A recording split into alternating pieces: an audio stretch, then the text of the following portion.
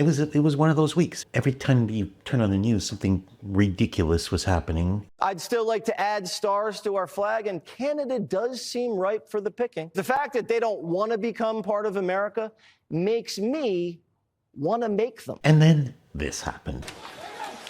Centering pass, McDavid scores! Connor McDavid wins it for Canada! Anybody who tells you that this was just a hockey game is lying to you. It was super emotional. I'm drained. I'm thirsty. Let's go.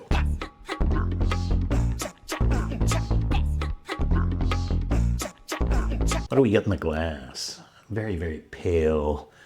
The wood's still on the nose. A nice nutty and pineapple type of aura. Eesh, very young, a little tight. It's obviously treated to some high quality oak here, but in a good way. It's not overwhelming, but it's very present. You can taste the fruit behind it. There's some floral notes. That's all gonna eat up the wood, I think with time. I didn't think that this wine would be so serious. I thought it was gonna be a little bit more of an easy plunker. I don't drink much of this stuff for sure. Pouilly-Fuissé, Pastoral from Frantz, Chagnoleau, a new producer on my radar. It's better than I expected. It's a bit more serious than I expected. Biological wine, whatever that means. Yeah, very good.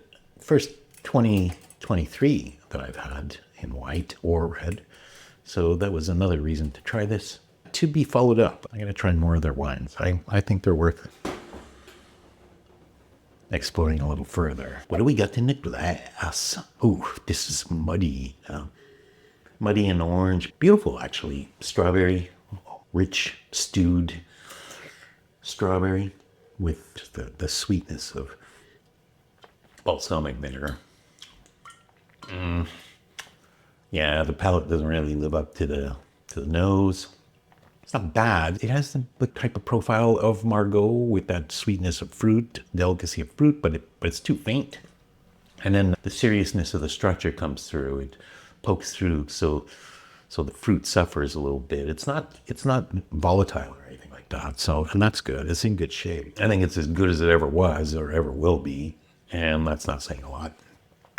It's the Chateau Lascombes, another wine I don't drink very much of. 1989, which was a top vintage of Margaux, but Lascombes wasn't great during the 80s and 70s. That's confirmed by the Robert Parker book. It's not metallic or volatile. It's hanging in there, but it's not a great wine. Probably don't need to spend much more time than that on it. What do we got in the glass? This is quite a lovely, almost prune-like nose. Much more solar than the previous wine and the sunnier disposition to it. A bit more rounded, a bit more garrigue. Smells of winemaking. There's a certain romance to this wine that I quite like. Beautiful mouth presence. Lovely finish to this. Even if it's not a driving or pushing finish, it's a lingering one. Largely alcohol and tannin, but at the same time, it has balance, which is surprising. Again, surprised by this producer. That's why I appreciate Domaine Hauvette so much. I think these are lovely examples of what you can do with a wine from that region because the character still comes through. They're quite distinctive from other types of wines. And yet at the same time, they're balanced and they feel like proper wines, food wines. You could imagine eating with this, compared to some of those wines from the South, sometimes so powerful that they convey a sense of rusticity that I dislike. Lovely stuff. Could be a little denser in the mid palate. I love the tannins. I think they're very fine. There's a real tobacco sense to this that I enjoy. A seriousness to this wine. Spiciness to this wine. A feeling that maybe I should be drinking a lot more of it. Okay, what do we have here? Darker. Very dark, not breaking at all. What a lovely nose. There's this kind of lifted, almost eucalyptus type of high note to it, this kind of mentholated effect. And then the deepness of a Cabernet Sauvignon, green pepper and cassis. The cleanliness of this is fantastic. I think this nose is glorious. It's glorious. It sings of where it comes from. And this is lovely. It's salty. There's some licorice. There's a bit of the barn in here, not in an obtrusive way, and certainly not in a way the previous vintage had, as I recall. This is a piano, a well-played piano. Chateau Montrose, 1991. 1991 was a disaster in Bordeaux. There was frost, killed half the crop or more, and what was left wasn't clean. And then it rained during the harvest. Montrose, apparently, this is what they publish at least, their terroir is right on the river's edge. It's right down at water level, the Gironde. That means that they largely escaped that frost. So their fruit didn't suffer that much. The 1990 was a 100-point scorer from Robert Parker. The 1989, which was also very good from Montrose, and a 97-point scorer. Reading between the lines, so in my perception, they couldn't have dropped, 10, 15 points just like that. If they have a reason for why the vintage shouldn't have affected them that much, then they're worth a shot, especially at the prices that they're going for. It's a cathedral. It's church-like.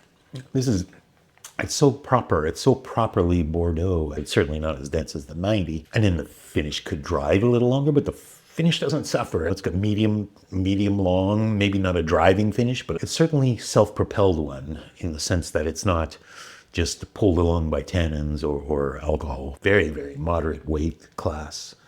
They didn't escape the rains during picking, during harvest, and maybe that's got something to do with the density of mid-palate, had some effect on that. I don't know. All I know is this is fantastic wine. It's such a glorious and classy tipple that I would gladly buy more of this, and I'm going to. What do we got in the glass? Ooh, yeesh. This is almost see-through. It's very, very pale. But what a nose. What an exotic nose. This is when they talked about Asian spices. This is what they're getting at. And a kind of a sexy musk to it, but a clean one, because the wild strawberry fruit lifts very, very high in the glass here. This is tremendous, tremendous length. It's very, very long. It's monumentally, cathedraly built length. It's one of those, and a huge cavernous echo of a length, just bouncing back and forth in the palate endlessly. Fabulous, fabulous length. That said, I think the fruit and the mid-palate and that finish, very mineral and cavernous finish, are disjointed. They don't all come together as one. I think it's a miss. The disparate parts of this wine are sensational, actually. They're very elegant, they're very classy.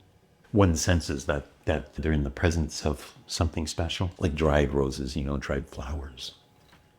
And a little bit of a puckering sensation in the tannins, in the finish, but it's a big splash of the finish in a way, because it just kind of it folds in and over itself over and over and over, and sort of tumbles, and the tannins peek out, and then the drive and that lifted sort of mentholated type of effect, cleaning sort of effect pops out, and then the floral aspects come, and then it dies down a little bit, but this almost stony mineral sensation sort of just keeps going and going and going across your tongue. It's fantastic, a fantastic effect. This is the way Grand Crus in Burgundy are made. At the same time, you just shake your head and you go, so close, so close. What could this have been, And I get the sense that this could have been grand, absolutely grand. All the components are there. I wish it came together better than it does. I love the finish. I love the structure of this wine. And I'll continue drinking this wine just for that structure. I think it's worth it just for that. Fabulous. And yet not fabulous. What do we got in the glass? Oh, this last one. Ooh, this is dark. Much younger than what we've had. Has that funky nose of cellar. So it's not young, but still youthful, has some stuff to blow off, and at the same time, probably some growth. It probably deserves more time in bottle, but not unapproachable. I think it's a bit pruny and deep. Love the color and inky darkness, and then some beautiful blackened rouge around the edges. Wow, that's so good. It's so good because it's got a distinct herbal presence on the palate, maybe thyme, lovely tannins, very, very tannic, but very, very soft tannins and very, very carpet-like tannins that just sort of unfurl before you as you're strolling across the court. More black fruited, black cherry, plummy even. Long tannin length, but a medium driven length, you could say. There is some energy to this that there hasn't been in some of the other wines here today. Domaine Chevillon, Nuits-Saint-Georges, Le Vaucrains, Premier Cru, 2016. I don't drink enough Chevillon. I don't drink enough Nuits-Saint-Georges, and I don't drink enough Chevillon. Nuits-Saint-Georges can be very deep. They lack some of the elegance maybe that you get from some of the more northern Côte de Nuit terroirs. You could argue. I think they are. They're a little hairier. They're a little bigger built. They have some depth to them that you don't get from those wines. And if you like your wines deeper, then definitely this is where you should be headed. I think more modern vintages, Chevillon, for instance, if you pop them very young, if you pop them on release, you don't get that effect. You get much more minerality, very high tone, very clean, maybe a little bit of vitamin, but that's to be expected. And a cleaner sort of approach. And then if you give them a few years, they start to grow. They develop depth and they develop this sort of essence, inky essence to them. If I had some, I'd probably wait a few more years on it. I mean, I would have drank them on release, and then I would have waited, and then I'd probably pop them in, maybe, what are we in now, 2025, so I'd probably wait 2028 onwards.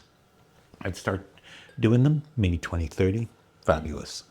I think of all these wines, the one that sticks with me the most is that 91 Montrose. Think about how terrible a vintage this was. There's nobody who in the right mind who would recommend this, because you have to go out on a limb here if you're a sommelier and you're suggesting that someone should drink a 91 Montrose with their dinner, and that would be wrong. If you had a choice between the 90 and the 91 at the same price or a similar price, then I think obviously you would pick the 90. The 90 is a much bigger choice and a better choice.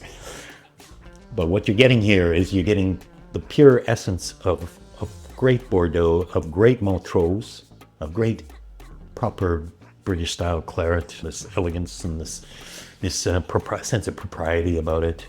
It's one of those Bordeaux hidden gems. The 85 Bonne Mort from Georges Lignier. The cork was fantastic, everything was in good shape, the level was, here maybe. There's lots to like about this. If only it came together, it would be a great wine. Domaine Hauvette, a joy. Lascombes, I'll probably never buy another bottle of and or drink again. If they couldn't manage 89, then maybe these days they're better. Who knows? These days, who's making bad wine? The Pouilly-Fuissé, I'm going to explore a little bit. These were not cheap. After tasting the wine, I sort of get it. I'm not too sure that they're great value, but I'm still going to go and check them out and follow up. What a great tasting. I really enjoyed this. Thanks for sticking around. Got any comments or questions about the wines, please leave them down there, and we'll see you next time. Hey, stay thirsty.